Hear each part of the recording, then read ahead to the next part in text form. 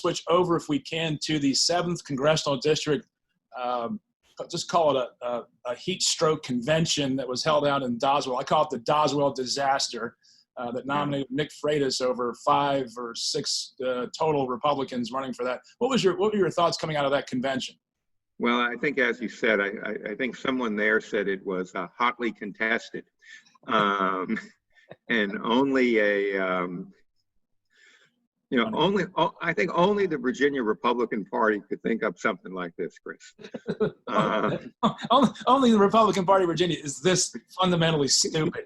I mean, they can hold an event in 100-degree weather in which people have to, stay there for multiple hours. Someone asked me, one of these reporters asked me, the previous week about who is going to win. I said, it just depends who not only who shows up, but who stays there for this period of time. So, my presumption is that he probably had more support throughout the district than everyone else. And so Freitas is probably the candidate they wanted. I think the one challenge that comes out of this is that they don't have a candidate who comes out of the suburban part of the district. Of Henrico and Chesterfield, and that may make it a little bit easier for Spanberger. This is the district that Donald Trump carried by 5 points in 2016, and actually the Republicans carried it by more. Hillary Clinton got 45% of the vote, Trump got 50%, and the third party candidates, who are really Republicans in disguise, got about 5% as well. So it's a Republican-leaning district.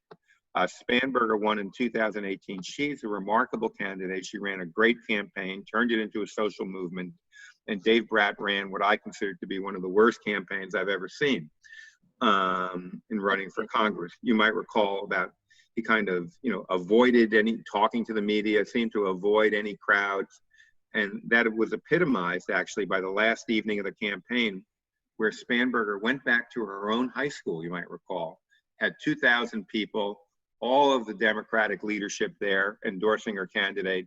And when the press asked Dave what he was doing, he said he was having a private rally in Spotsylvania. And so my thinking is that this campaign will be a little different. Spanberger enters with a very large financial advantage. And so Freitas is going to have national Republican money come in, think that this is an opportunity to take a seat in order to, I think, win it back. I think it's a district that Trump could well carry once again, and that would be very good for the Republicans. But at the same time, they're up against, I think, a very formidable campaigner in Abigail Spanberger, extremely hard worker, and it won't be an easy seat to take back. It won't be an easy seat to take back, but as you know, 5 points is a big margin to make up, even if you're an incumbent, even with a lot of money, because structurally, in today's negative partisan environment, they go right. It's a straight ticket shot, and to get the number of independents to break her away, she's going to have to identify them. Obviously, what she's going to do with that kind of money and those resources, you'll find the way to identify those voters, but also appeal to them that the right thing to do for those independents is to send her back. While Nick can say, closing it out, if Biden appears to win, I'll keep a check on Joe Biden, which is a very compelling argument to independent voters. Yeah, I think it's as you mentioned, it's a very tough district, because I think it's even more than 5 points in some ways, because of Trump got 50%, but other Republicans got 5% of that vote, as a third party vote. Hillary Clinton only got 45%, but Spanberger did, in 2018 win. And you look at the way she has run since then, she does a lot of things right. She has spent a lot of time in the rural parts of the district talking about access to health care or rural broadband. But at the end of the day, the question is whether that can overcome, as you mentioned, a partisan identification that's fairly deep in the district, and in which, you're either for or against Donald Trump at the end of the day. Right. On that front, and that'll be the challenge. I saw one of Spanberger's first TV ads today. They really don't, you know, they basically talk about her trying to be a problem solver, going across the aisle. And that tells you that once again, the Democrats believe, and the Spanberger people believe, that in that district, running as a Democrat per se is not the way to win. And she certainly hasn't branded herself as a hard Democrat per se. I mean, she didn't vote for Nancy Pelosi out of the gate, if memory serves. But she's taken some votes, and the votes are what, you know, the Freitas campaign is going to say. Yes, she says this, but. So there's always that narrative, counter-narrative that Spanberger is going to have to really address when I mean, she's the incumbent. There's going to be a referendum on her with those. But this is a small percentage of voters overall that they're going to be targeting, because Right. both parties are going to be out there doing what they do. Right, exactly. And so the question for her is, can she win all these moderates in the counties, these two counties that she did so well with against Dave Bratt? And, you know, she'll have a lot of volunteers again. She really energizes Democrats to work extraordinarily hard. The question is, you know, and my sense is that, you know, the other advantage she could have is that Trump's standing in the two counties may actually be worse today than it was in 2016. So I expect a very close race, a competitive race. But certainly if the Republicans can't take this seat this time, it's going to bode very poorly for the party down the road, I think.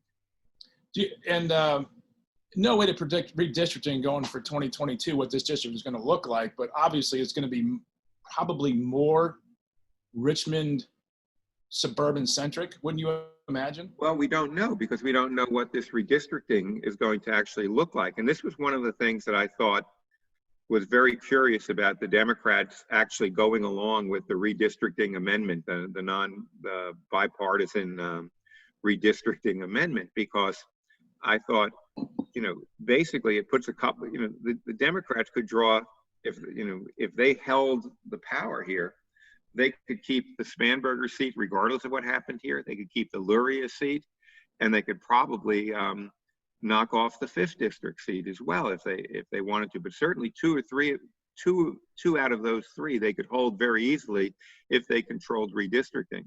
In a nonpartisan redistricting climate, I think it's a little more uncertain what would happen there. I think even with just the way you look at the map of these things, if you look at the map of the 7th, if Freitas wins, he's probably going to be drawn out of the district, because he's so much north of the population base, and he'll be drawn into one of the Prince William seats, the Commonwealth. Right. That's what I think is likely to happen. It would have happened for sure if the Democrats controlled redistricting in a partisan way. It may happen under a nonpartisan side as well. And it makes real sense to say, you know, the essence of this district geographically is Richmond, you know, is Chesterfield, Henrico. Right. And let's make a congressional district that, you know, follows those two communities.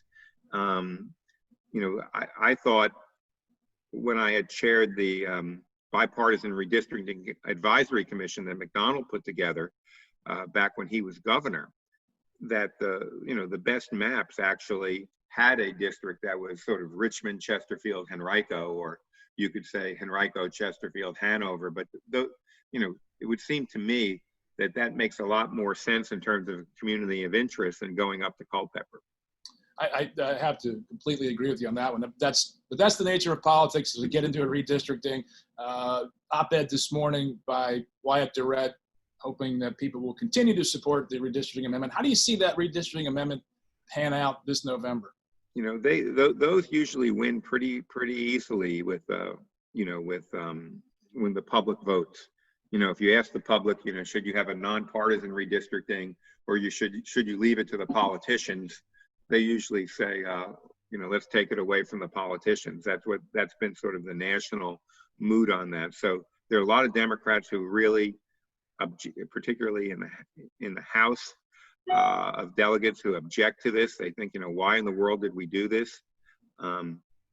You know, I think in terms of sheer power, you know, they have an argument, but by and large, it's going to be tough to convince the public that redistricting should be left to the politicians. after you've complained about it royally for 20 years.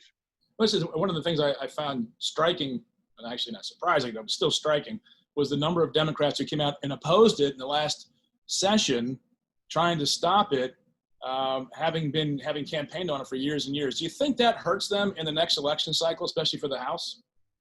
Not necessarily, because that by and large people have rarely voted. They support. This is one of those issues where you have a large public support, but it really doesn't motivate an election about an individual. So in terms of a referendum issue, that I presume the public is going to support it, but in terms of translating this into, is this the key issue in my constituency? When the roads don't move, or there's some other, I'm worried about the schools or some other matter. Those tend to really motivate voters far more than good government issues like redistricting or campaign finance reform do. Yeah, I just think the once you attack with the label of hypocrisy, it's tough to get that off your shoe. It's just one of those brutal brands you don't want, and it's tough medicine for an incumbent who is trying to do the thing that his party now says they want to do and stop this thing, when the polling shows, I think, well as it should, passing substantially.